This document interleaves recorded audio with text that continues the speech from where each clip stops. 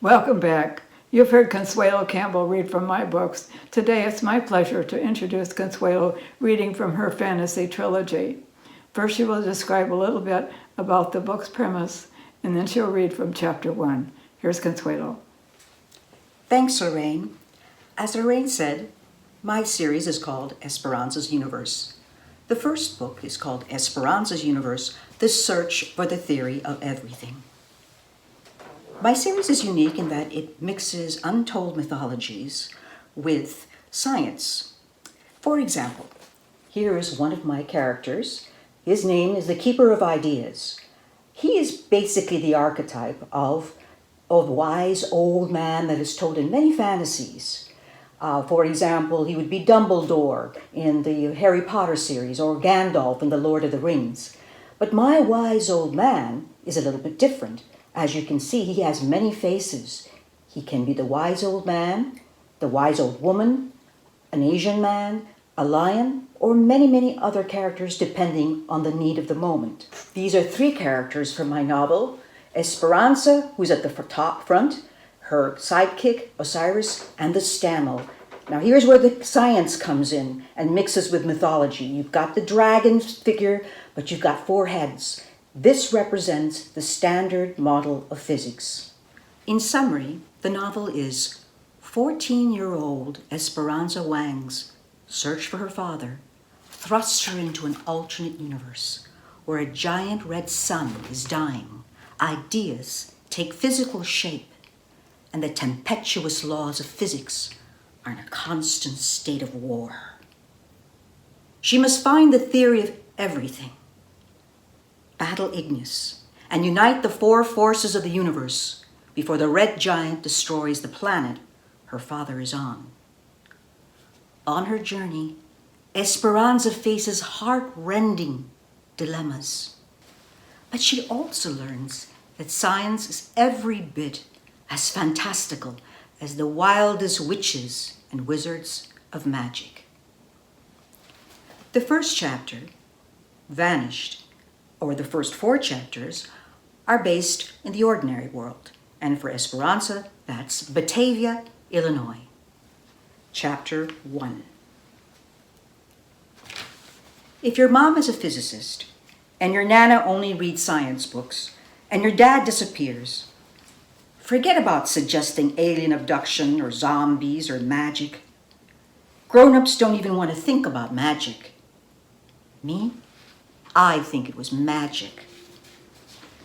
It was a hot August night, and I was shivering. Dark clouds hid the moon. Mom put her jacket around me, and then her arms, probably to keep me from falling in case the police officer's report was bad. She whispered in a hoarse voice, "It's going to be all right, Esperanza." But moms have to say stuff like that, even if they don't know everything. We were standing on the rickety front porch of Nana's cottage, and the police officer was coming up the path, and Nana paced back and forth across her porch, not talking to me or Mom, shaking her head and muttering, "He was in the house. I went out to pick berries and he's gone, just gone." Same words over and over. The police officer stopped at the bottom step and shuffled from foot to foot. 2 deep lines between his eyebrows and a turned-down mouth made my shivering rev up 2 notches. "Please, don't let him say the search is over." My legs wobbled. Mom stiffened, and Nana let out a piercing sound that would scare the skin off her pet ferret. The police officer winced, and Nana adjusted her apron, her gray woolen cap, and struggled to keep her mouth shut. Mom's face could have been the 5th face on Mount Rushmore. It was so stony, except for her eyes, almond-shaped like mine, but smart and kind. They looked heavy, like she was so exhausted she couldn't blink. Someone was in her eyes. Dad, maybe? I turned around. It was the policeman. The police officer shuffled his feet and rubbed the tip of his nose with a knuckle and over his fist, peered at Mom. I'm sorry, ma'am, but it's been 3 days and we're calling off the search. I pulled away from Mom and faced her with my arms tight against my body. Tell him no, Mom. They can't give up. Dad's here somewhere. Mom ran her fingers through her hair and her diamond ring caught the flashing blue and red lights of the police car. Her face was like a storm cloud. My daughter's right. It's too soon. We haven't. I'm sorry, ma'am. But after 3 days, the likelihood... Officer, the last thing my 13-year-old daughter and I need to hear is a lecture on probabilities, Mom said. The search needs to go on. He shook his head. I wish... He paused and looked down, like the words he needed had to be painted somewhere on the bottom step. He just had to find them. Fat drops of rain splattered on the officer's bald head, but he didn't even notice. He looked up at Mom. Truth is, we just don't have the resources. What did the cop mean by no resources? Why couldn't they make an exception? Mom's eyes narrowed and she nodded. So, you have the resources to check out a bunch of dead birds, but not to search for my missing husband? My gut tightened. The dead birds. I know what caused them to die. The police officer shook his head, turned, and trudged back to his idiotic car. Mom rushed after him, and I went too, but a moronic red convertible pulled up and blocked us. The head of Fermilab, where Mom worked, Conrad Christian Connor, a.k.a. C-Cube, climbed out and started to open an umbrella over Mom, but she pushed him aside and ran to the police car. The squad car was running, and Mom knocked on the door. I want to talk with your lieutenant, she said real loud. The window rolled down, and Mom hung on to its edge. The police officer grit his teeth, his jaw set, and turned to Mom. He'll tell you the same thing, ma'am. Mom squinted. Maybe he'll say something different when I remind him of the abuse of authority complaints your department has against it. The officer's hand around the steering wheel tightened. A piece of friendly advice, ma'am. Don't act on rumors. You'll spend a lot of money on lawyers, and the chance of you winning, just like the chance of finding a missing person after 3 days, are close to zero. But do what you have to do. I really do understand. Mom took her hands off the window and it rolled up. The squad car pulled around the red convertible and drove away. I felt like someone had tied my heart to the back of his car and dragged it 100 miles. Conrad Christian Connor was staring at Mom with his crooked half smile, and it set off my inner creep alert. Mom turned to me, her black hair matted against her face, and swept the bangs from my eyes. You stay. Then she walked 10 feet away from us and just stood there, letting the rain drench her. I ran to her side and let it soak me too. It was like the heaviness of my body wanted to match the heaviness inside. The search was over. The words repeated in my head.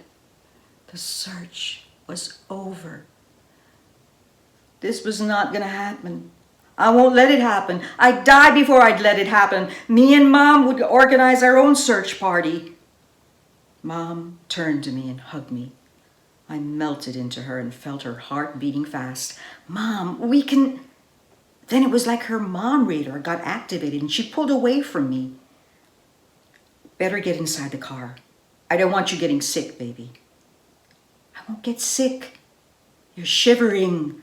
Her voice was higher, tighter. She was shivering. I'm not a baby. I'll be fine. Mom looked up at Nana's house, then clutched my shoulders. She swung her head toward me. Her eyes looked wild, and I saw my reflection in them. I jerked back. No! Mom was almost yelling. You won't be fine. I won't be fine. At the blackness in her eyes, I shrank. Mom was terrified about something, and it wasn't about me and a runny nose. It was Nana's house. Mom was afraid of it. Nana came over and had this fierce look on her face. "Your mom's right. Get in the car." Her voice was steady, but there was a tension in it, like she knew something but didn't want to tell. Or maybe she wanted to, but couldn't. Nana went up the path, up the stairs, into her cottage, and shut the door. I wanted to run after her and ask her what she knew. I wonder if she knew it was me. It was because of me Dad was gone. With a fake, brave smile, Mom said, "Go ahead. There are a few things I have to discuss with Conrad." "What does Conrad know?" Her voice was calmer, and I didn't want to make her tense again. So I ran to our old Ford station wagon and jumped in. I stared through the rain street window at Mom and Conrad, who I couldn't hear, but they were talking with their arms and their shoulders and their heads, like the day Dad and I were arguing, only I didn't mean what I said. A light went on in the attic. Why was Nana in the attic? Did Dad go up there? I glanced back at the convertible. Mom's head was on Conrad's shoulder. "Don't fall for it, Mom." She was sobbing. "That's what demons do." He stroked her matted hair. "They trap you when you're weak." Conrad turned his head in my direction and smiled. I inhaled deeply and mouthed the words because demons read lips. "I don't care if the police give up. I don't care if Nana gives up. I don't care if Mom gives up. I don't care if the whole world gives up. I'll never give up. Whatever it takes, I'm going to find Dad." Thanks, Consuelo. Please join us next time when Consuelo will read Chapter 2. If you'd like to contact me, you can email me. You can also visit my website, lorrainesiegel.com.